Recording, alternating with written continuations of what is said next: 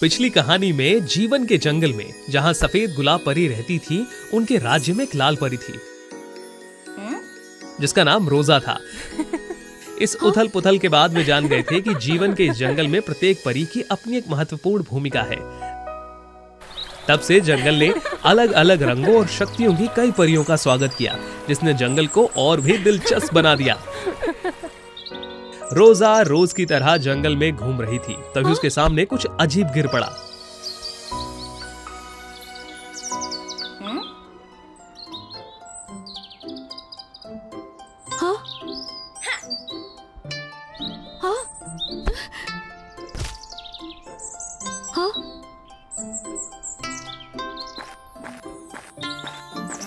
ये सच में बहुत सुंदर लग रहा है। मैंने ये चीज पहले कभी नहीं देखी।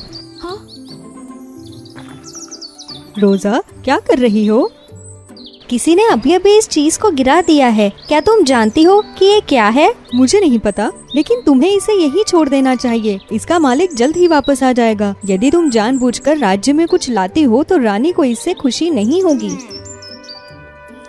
लेकिन रोजा को उस रथ में दिलचस्पी थी, इसीलिए वो उसे अकेला नहीं छोड़ना चाहती थी।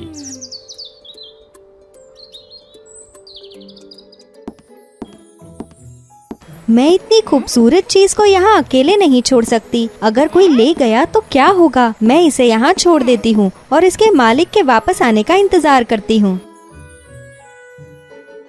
अगली सुबह रतन से आ रही अजीब आवाज से रोजा जाग गई।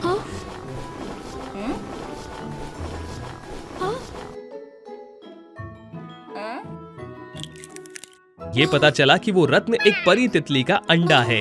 ओह, कितना प्यारा है। तुम्हें क्या हुआ है? क्या तुम भूखी हो? पर मैं तुम्हें क्या खिलाऊंगी? फूलों का रस? अखरोट?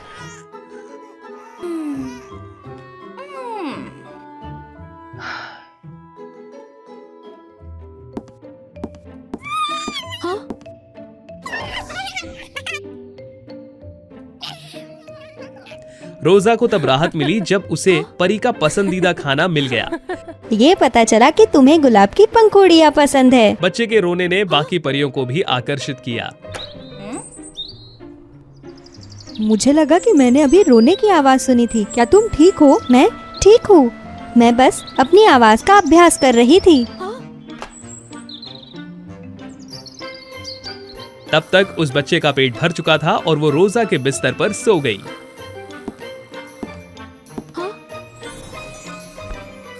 मैं तुम्हें सूनी बुलाऊंगी। तब से रोजा बच्चे को खिलाने के लिए चुपके से गुलाब के पत्ते ले लेती थी। सूनी बहुत तेजी से बढ़ती चली गई और जो खाना वो खा रही थी वो दिन ब दिन बढ़ता चला गया। इसके तुरंत बाद गुलाब की पत्तियां काफी कम हो गई। इससे सभी परियां चिंतित हो गई। रानी ने तुरंत सभी को इसके बारे में बात करने के लिए बुलाया। इसी बीच सुनी रोजा का पत्ते लाने का इंतजार कर रही थी। क्योंकि वो बहुत भूखी थी, सुनी ने खाना खोजने के लिए बाहर जाने की कोशिश की। खुशबू का पीछा करते हुए सुनी पुराने गुलाब के पेड़ के नीचे पहुंच गई, जहां परियां चर्चा कर रही थी। उसके बड़े शरीर के कारण उसने अपने रास्ते में सब कुछ खराब कर दिया। सुनी ने परियों को डरा दिया। जब वे उस पर हमला करने ही वाली तो रोजा उन्हें रोकने के लिए भागी।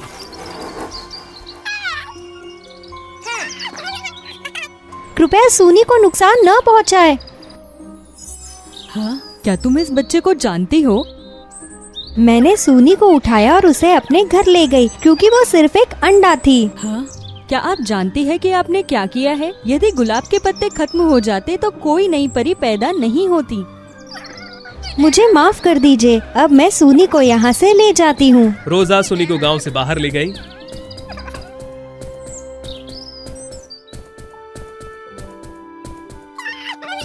गांव से निकलकर सुनी एक पेड़ पर चढ़ गई और अजीब हरकतें करने लगी।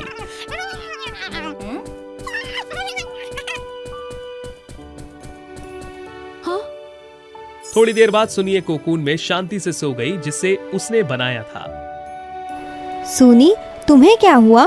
मुझे जवाब दो। रोजा ने कितनी ही बार पुकारा, सुनी नहीं हिली। फिर उसे लौटना पड़ा। अगले दिन तितलियों का एक समूह अचानक गुलाब परियों के राज्य पर हमला करने के लिए एक विशाल कीड़ा ले आया। गुलाब की परियों ने कभी किसी को परेशान नहीं किया है, फिर आज तुम सब हम पर हमला क्यों कर रहे हो? मेरे बच्चे को वापस लाओ। राजकुमारी का अपहरण करने की तुम्हारी हिम्मत कैसे हुई? हमने आपके बच्चे का अपहरण नहीं किया है। किसी ने देखा कि आप लोगों के पास एक बच्चा था और मैंने अपना बच्चा खो दिया है। क्या आप अभी भी झूठ बोलेंगी? अगर वो बच्चा आपका था तो मैंने उसे अपने परी से उसे जंगल से बाहर ले जाने के लिए कहा था। अब मुझे नहीं पता कि वो कहाँ है। ठीक है, अगर आप मेरे बच्चे को नहीं लौटाएगी तो हम सारा जंगल नष्ट कर देंगे। उसके बाद उसने विशाल कीड़ा को राज्य पर हमला करने के लिए कहा।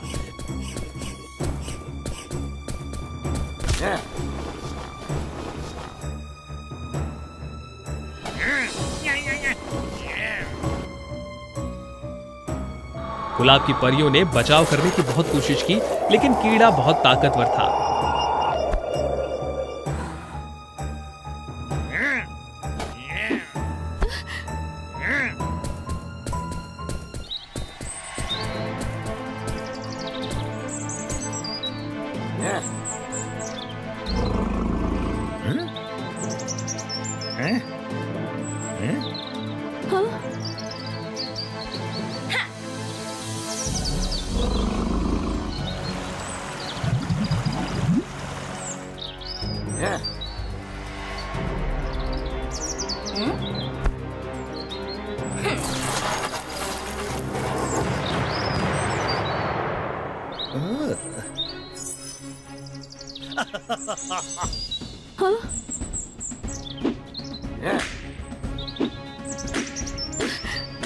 यहाँ तक कि रोजा भी उसका कुछ नहीं कर सकी। कीड़ा से लड़ने के लिए आप लोगों को एकजुट होने की जरूरत है। रानी की बात सुनकर परियों ने एक साथ मिलकर लड़ने का प्रयास किया।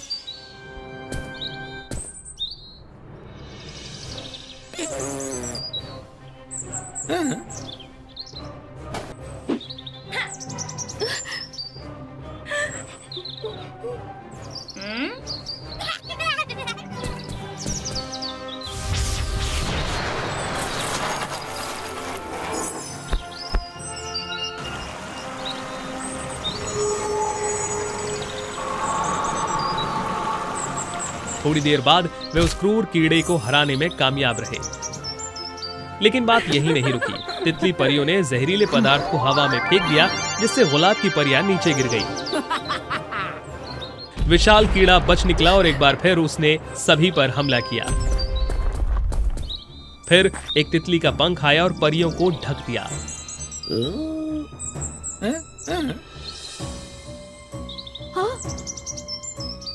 सुनी, क्या वो तुम हो? सुनी के पंखों पर जो रंग था उसे देखकर तितली परी जान गई कि ये उसी का बच्चा है। मेरी बेटी, तुम यहाँ हो। मैं तुम्हें ही ढूंढ रही थी। आपको रोजा को चोट नहीं पहुँचानी चाहिए। वो एक अच्छी इंसान है। मेरे पैदा होने के बाद से उसने मेरी देखभाल की है। क्या तुम ठीक हो सुनी? मैंने सोचा था कि तुम कल मैं तितली बनने के लिए ककून बना रही थी। मुझे माफ करना कि मैंने आपको परेशान किया। फिर रोजा ने सभी को बताया कि क्या हुआ। गलतफहमी दूर हो गई। जानबूझकर दूसरे लोगों की चीज रखने के लिए मुझे माफ कर दे। अगर मैंने ऐसा नहीं किया होता तो ये गलतफहमी नहीं होती। मुझे भी माफ कर दे। मुझे इतना गुस्सा आया कि मैंने सब कुछ खराब कर दिया। मुझे ये सब करने से पहले आप लोगों से पूछना चाहिए था। तब दोनों समूह आपस में मिल गए और एक साथ राज्य का पुनर्निर्माण किया।